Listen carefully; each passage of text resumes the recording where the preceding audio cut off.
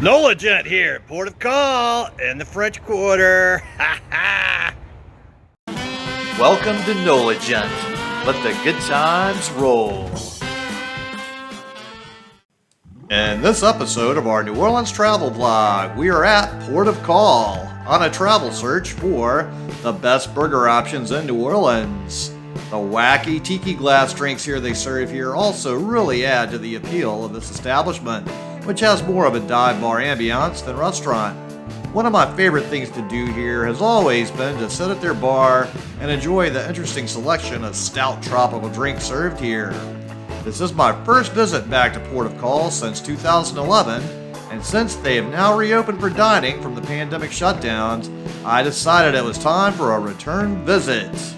Port of Call is located in the New Orleans French Quarter at 838 Esplanade Avenue, which is at the intersection of Esplanade and Dauphine Streets.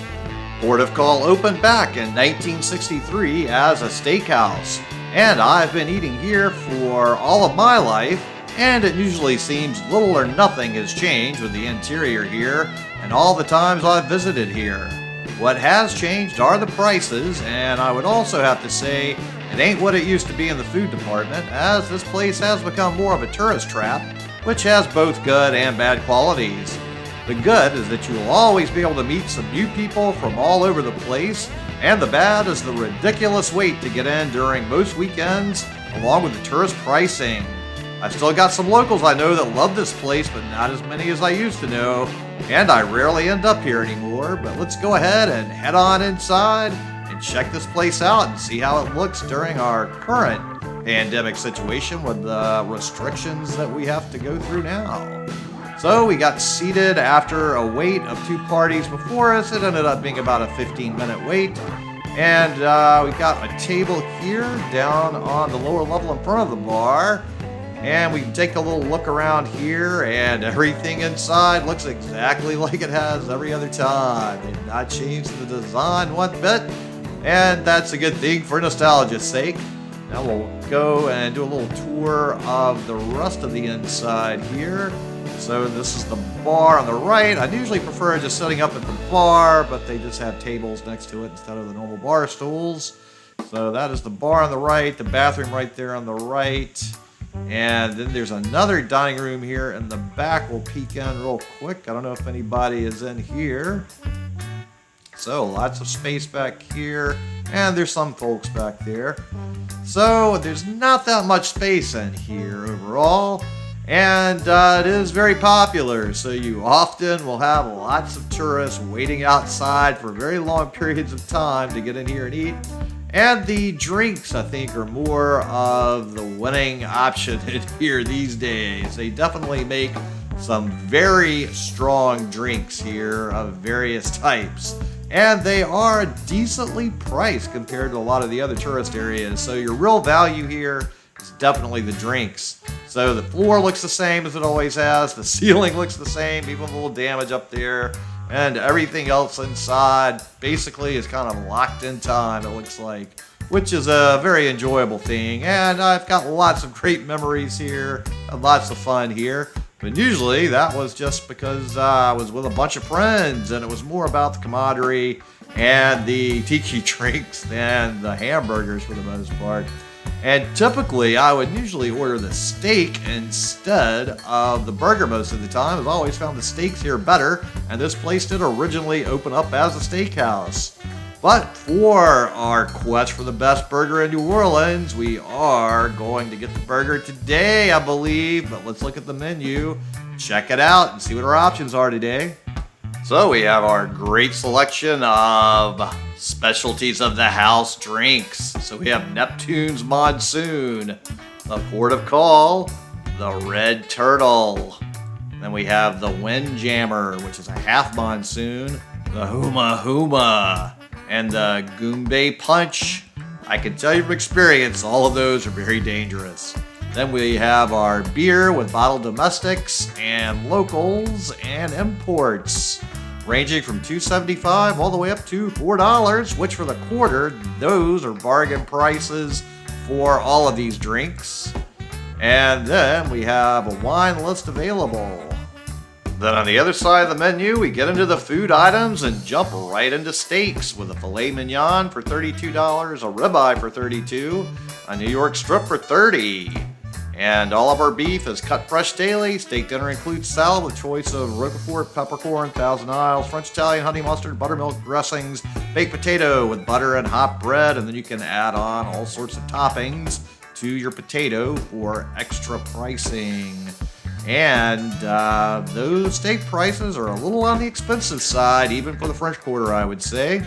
Then we get to our burgers with a hamburger for $12, a cheeseburger for $13.25, a mushroom burger for $13.50, and the mushroom cheeseburger for $14.75. All of our burgers are a half-pound ground fresh daily and come with baked potato with butter, lettuce, tomatoes, onion, and pickles on side. And again, you can add extra toppings on your potato for an extra charge. And then we have the a la carte menu with mushrooms and wine sauce, a salad with your choice of dressing, a schooner salad, baked potato, and then again the toppings you can add to the potato. So a pretty basic, simple menu.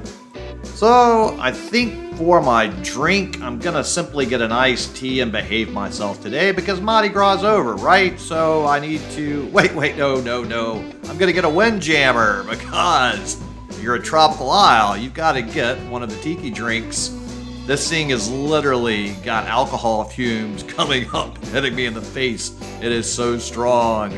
So you definitely want to pace yourself with the really amazing tropical cocktail tiki drinks here because they do not make them weak. You definitely get your money's worth on the drinks here. And I think they're some of the best values in the French Quarter, and they're pretty darn tasty too. But pace yourself and be careful with them.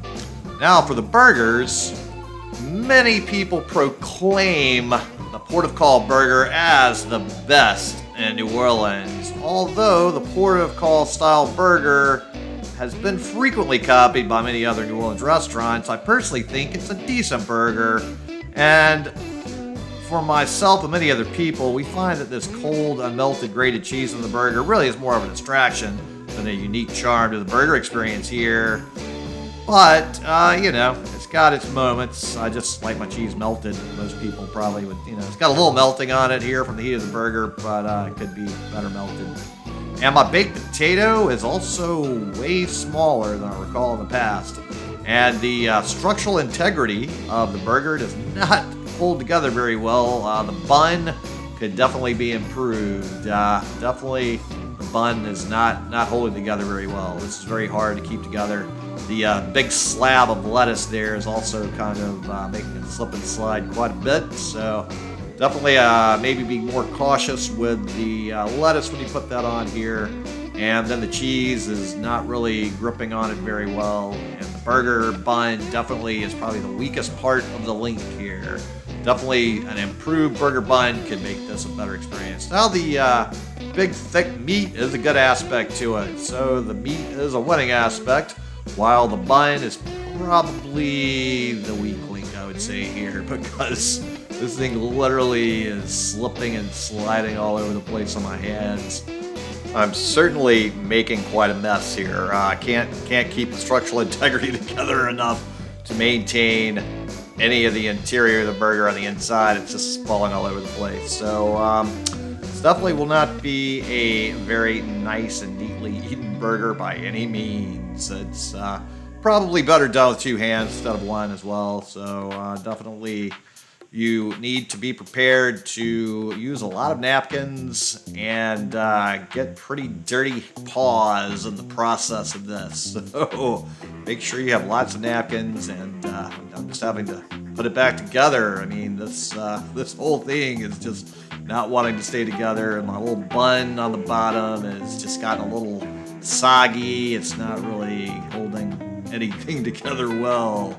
It's just going all over the place. I'm just going to get very greasy, messy hands with all kinds of things dripping out all over it. So you're definitely going to have to use a lot of napkins, go wash your hands in the bathroom after. Definitely going to take a little cleaning up. You're not going to have a nice and neat eating experience with a burger here. Hey, that can be fun, though. It's always fun to get a little nasty and dirty when you eat sometimes. I mean, with a roast beef po' boy, that is part of the experience.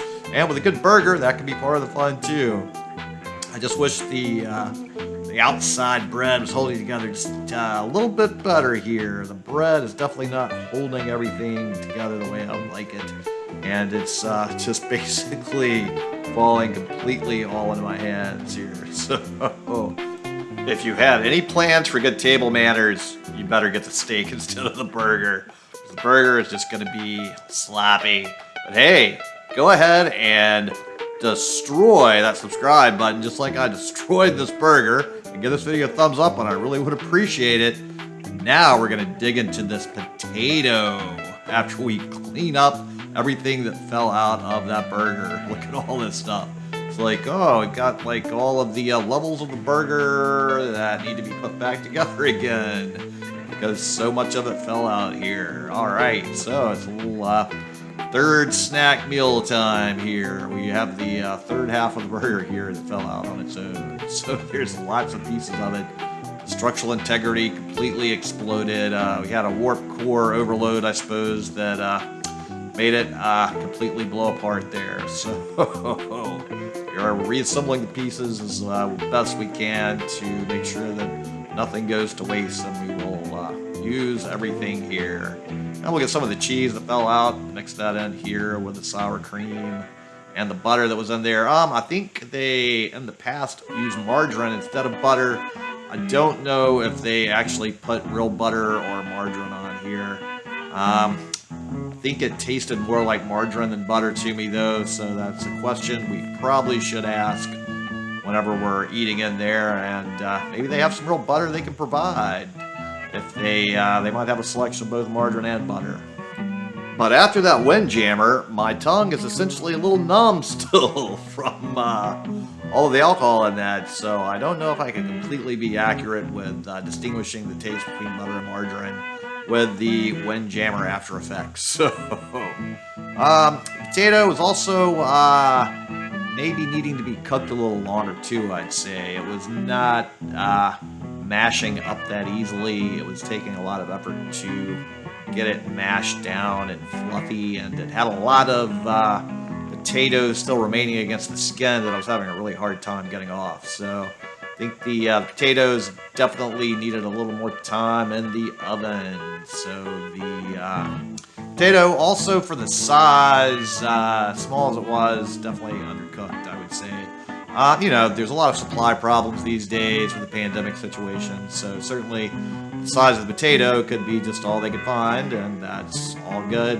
And I've eaten as much of the potato as I can, so go ahead and destroy that subscribe button like I destroyed that potato. Give this video a thumbs up, and refer this video to any of your contacts that would enjoy it, as all of that really will help me with the YouTube algorithm. Thank you so much. So for two people, the total is $45.28 before tip. So overall, I would say that the prices on the steak have gotten so expensive here that there are much nicer places to eat better steak at cheaper prices than here. I would also never wait in the crazy lines that often form here, often on the weekends, as there's just too many other fantastic options in the area to eat at. I think at one time, Port of Call certainly had the best burger in New Orleans, but so many other new and fantastic burger options have become available now, I don't think they can claim the best title anymore. But certainly, Port of Call is something you should do at least once, just to experience the wrath of one of the tiki drinks and say you've had the burger. It is worth a visit just for the sheer ambiance of the place, and I might be a bit nostalgic, as I certainly remember many fun times here, but try it for yourself if you've never been here, and if you have eaten at Port of Call, comment below and let us know how you liked it. And thanks so much to everybody at Port of Call for providing for a great time and those great tiki drinks, and tune in next time for more good food, good times, and good people. Thanks for watching. I really appreciate it. And if you would just click on the little circle here with a picture of my head in there and subscribe to the NOLA Jet channel, it would really help me a lot. I really appreciate it. Thank you.